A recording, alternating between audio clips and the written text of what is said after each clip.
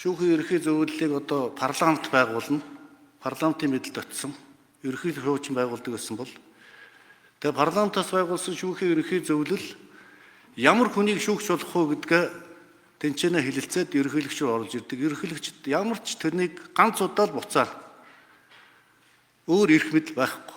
Тэгэхээр оруулж ирсний шууд томилно. Ерөнхийлөгч байгаа эрх мэдлийг.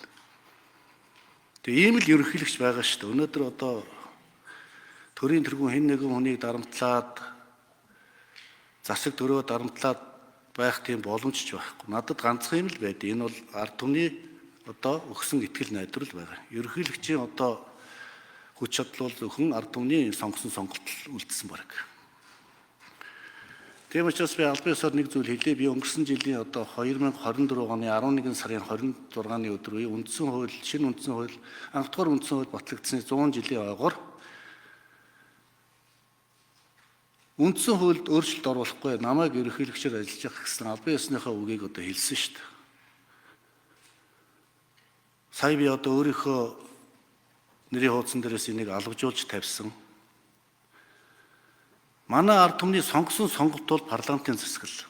Энэ бол бидний үнэт зүйл. Энэ ардчлалын баталгаа бол парламент. Тийм учраас Монгол улсын ерөнхийлөгч парламенттай туйлын хүндэтгэлтэй ханддаг өгөөд цаашдаа парламентын засаглалыг би байнга дэмжинэ.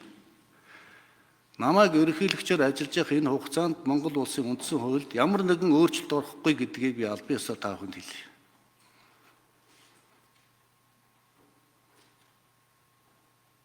Би өөрийгөө дахиж 6 жилээр огт сонгохгүй.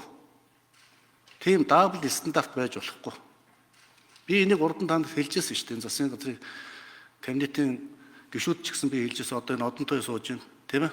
Би дахиж сонгогдохгүй. Би олон гишүүдийн тухай асуудлаа ярьжсэн. Тэгээ намайг одоо хэн дахин сонгоод байгаа юм бэ? Яагаад өнөөдөр энэ болж байгаа улс төрийн нөхцөл үйл байдал одоо ерөнхийлөгчийн засаглал, парламентын засаглал гэж одоо тис ондоо юм яриад ард түмний толгой эргүүлээд төрийн эрх барих дээд байгууллагын гишүүдийн тарих толгойг эргүүлээд асуудлыг өөр тийш нь хандуулаад хариуцлагаас зүгтах гэдэг юм бэ.